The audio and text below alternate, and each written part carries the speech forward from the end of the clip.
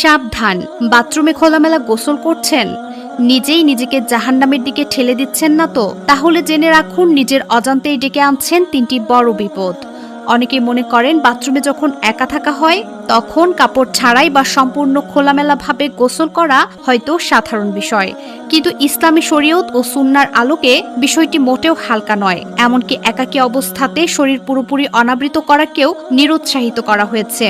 রাজধানীর জামিয়া একবার ফাজিল মুফতি ইয়াহিয়া শহীদ এ বিষয়ে গুরুত্বপূর্ণ কিছু তথ্য তুলে ধরেছেন।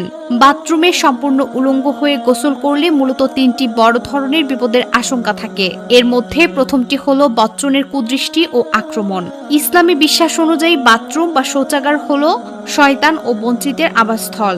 এ কারণে নবী করিম সাল্লাল্লাহু আলাইহি ওয়াসাল্লাম বাথরুমে প্রবেশের আগে দোয়া পড়তে শিখিয়েছেন। মুফতি ইয়াহিয়া শহীদ বলেন, যখন কেউ বাথরুমে সম্পূর্ণ উলঙ্গ হয়ে গোসল করে তখন সেখানে থাকা বচ্চন ও শয়তানগুলো ওই ব্যক্তির গোপনাঙ্গ নিয়ে কৌতুক করে বা কুমন্ত্রণা দেয়। এই অদৃশ্য আক্রমণ থেকে বাঁচতে হলে শরীরে অন্তত সামান্য কাপড়, যেমন গামছা বা লুঙ্গি রাখা উত্তম। দ্বিতীয়টি হলো কুপ্রবৃত্তি ও চারিত্রিক পতন মুক্তি।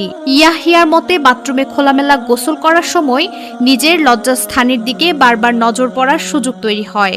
শয়তান এ সময় মানুষের মনে বাজে চিন্তার উদ্রেক ঘটায়।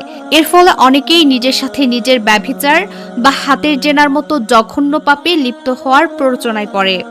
এই ধরনের কুঅভ্যাস মানুষের চরিত্র আমূল ধ্বংস করে দেয়। তাই নিজেকে পবিত্র রাখতে খোলামেলা গোসলের অভ্যাস ত্যাগ করা জরুরি।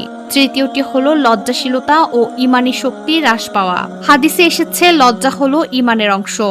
আলেমদের মতে যারা নিয়মিত শরীরের গোপনীয়তা রক্ষা করেন না বা সম্পূর্ণ বিবস্ত্র হয়ে থাকার অভ্যাস করেন, তাদের মনের ভেতর থেকে ধীরে ধীরে লজ্জা ও সংকোচবোধ কমে যায়।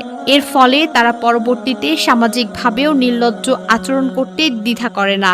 এছাড়া অনেক ইসলামী স্কলারের মতে নিজের লজ্জাস্থানের দিকে প্রয়োজনের অতিরিক্ত তাকালে মানুষের চোখের জ্যোতি, স্মৃতিশক্তি বা ব্যথা হ্রাস পাওয়ার সম্ভাবনা থাকে। আধ্যাত্মিক উন্নতির পথে এই অভ্যাসটি বড় একটি অন্তরায় হিসেবে কাজ করে।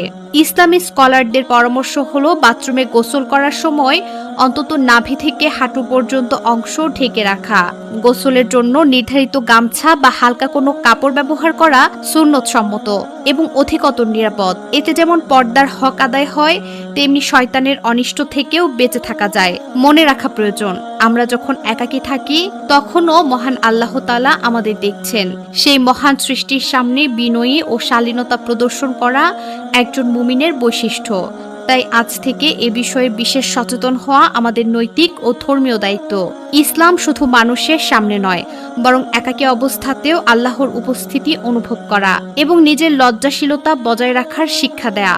মহানবী সাল্লাল্লাহু আলাইহি ওয়াসাল্লাম নিজেও নির্জনে পর্দা ও শালীনতা বজায় রাখার তাগিদ দিয়েছেন। তাই আমাদের বাথরুমে সম্পূর্ণ খোলামেলা গোসল এড়িয়ে চলা উচিত। দর্শক, আজ এই পর্যন্তই। আবার আসবো ইসলামিক নতুন সব ভিডিও নিয়ে। সে পর্যন্ত সবাই ভালো থাকুন, সুস্থ থাকুন। এতক্ষণ জনতার সাথে থাকার জন্য আপনাকে ধন্যবাদ।